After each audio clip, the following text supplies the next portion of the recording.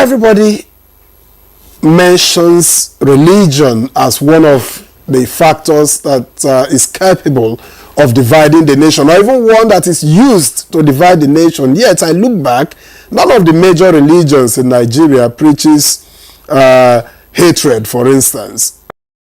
It says, okay, you have to love your neighbor, you have to give at certain times, and even all the time, you have to live in peace with your neighbor. Yet religion is used. How is that manipulation possible? Yes, naturally, you rightly mentioned it. It's possible, but I will give you an experience that I had, I'm still having, in the kind of work I do.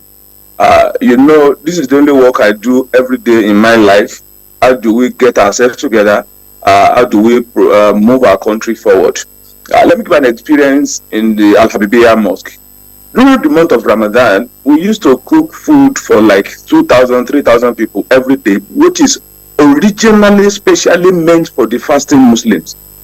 But consciously, we removed the word fasting Muslim from the food bank to mean that anybody to the mosque and take food, not as much as you are a human being. And the only thing that qualifies you to come and take food in the mosque at that time is for you to be a human being. I had an experience that when some people come, they are not Muslim, they pretend to join when the Muslims are praying. When I discovered that about 5, 6, 7 years ago, I told them that this is not a place where religion matters. It is you that matters. Stay until when we finish prayer. When the food is being served, everybody will get, and everybody gets equally. Not because one is a Muslim, because it's there, it gets better. And I'll also give you another experience of zakat. We give zakat in Islam. Zakat is meant to develop people. And non-Muslims, I use that word, non-Muslims are also entitled to be given zakat. There was an instance, a Muslim brought to get zakat in the mosque, and when zakat was given, the Christian got more money than what the Muslim got. I don't want to take you to the long story of how it happened. So when the Christian gets his own check, he asked the Muslim who brought him, he now asked him, did you get your zakat? The Muslim man told him, say yes. How much did you get? The Muslim told the non-Muslim how much he got.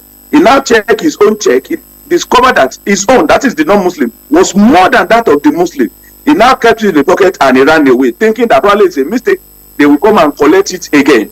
And we made him realize that this is not a mistake. We discovered that you deserve more based on what you wrote to us, and that is why you get more than the Muslim, because what we give is based on everybody's request. So we need conscious justice and inclusivity to help our country grow.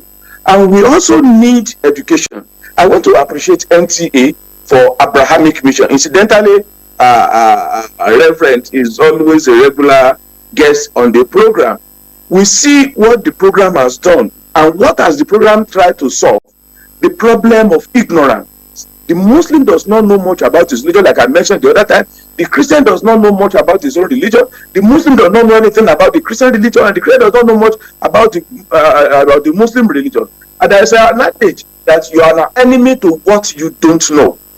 By the time you have an information, you know the right thing. Before you know it, you'll be able to see that you are actually not enemy to yourself. You can eat together, you can work together, you can play together, and your children can move together and move the country forward. I watched some group of people recently trying to use to divide us the more. And I called them and I told them that, have you seen somebody that was put on the earth after his death, and we're able to see this is the bone of the Muslim and this is the bone of the Christian? See, there's nothing like that. Not until we're able to see ourselves that we should understand that the unity of where we are coming from and the unity of where we are going to. We should not allow just the little that we have in between to continuously to divide us. The unity of where we are coming from. If everybody should go back to his mother, all of us will end up being in the belly of Adam. And it means all of us, we are from there. And if we also go back to where we are going, all of us will also go back into the mother earth. So it means we have a unity of where we are coming from and unity of where we are going to. So the little time we have in this world shouldn't have been a thing that will disunite us, because like my brother has said, Almighty Allah said that we the creatures, we are actually we are representing God on earth. And you should ask yourself, how do you represent God? You must see everything, you must see everybody, you must see God in everything and everybody which you see around you. And when you close your eyes and see God on that, it means you'll be able to do the right thing. And we also translate it to nation building. Like everybody has mentioned, we need to have a concrete, a one-word thing for us to know where exactly we are going as a nation. What do you want to achieve as a nation? Where do you want to be as a nation? When this thing is simple, it's easy, and everybody see it, everybody will be working towards it, because we know we all have a unity of purpose. Where exactly we want to be, and how do we get there will now be the contribution of each and every one of us.